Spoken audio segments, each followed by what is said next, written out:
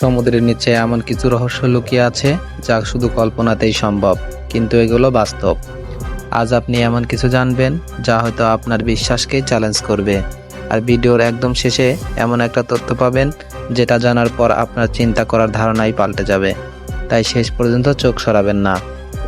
1997 নোয়া একটি বিশাল অজানা শব্দ রেকর্ড করে, যার নাম দেয় দ্য ব্লব।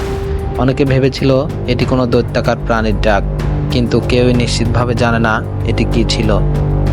1900 সালের দিকে আটলান্টিক মহাসাগরের গভীরে ডুব দিয়ে একদল গবেষক এমন কিছু আবিষ্কার করেছিল যার ব্যাখ্যা বিজ্ঞান আজও দিতে পারেনি। একটা শহরের ধ্বংসাবশেষ, অথচ এই শহর তো কোনো ইতিহাস বইতে নেই। বিজ্ঞানীরা পানির 2.5 মাইল নিচে খুঁজে পেয়েছেন আন্ডার ওয়াটার রিভার, পানির নিচে আর একটা নদী যেখানে মাছেরা সাঁতরে বেড়ায়, ঠিক এক নদীর মতোই। এই স্থানগুলোর চারপাশে অক্সিজেন নেই, আলো নেই, কিন্তু তবু প্রাণ আছে। গ্রিস, ইতালি ও মিশরের উপকূলে বহু প্রাচীন শহর, মূর্তি আর সোনারূপার ধন সম্পদ পাওয়া গেছে, যেগুলো সমুদ্রের নিচে হারিয়ে গেছে ভূমিকম্প বা সুনামির কারণে।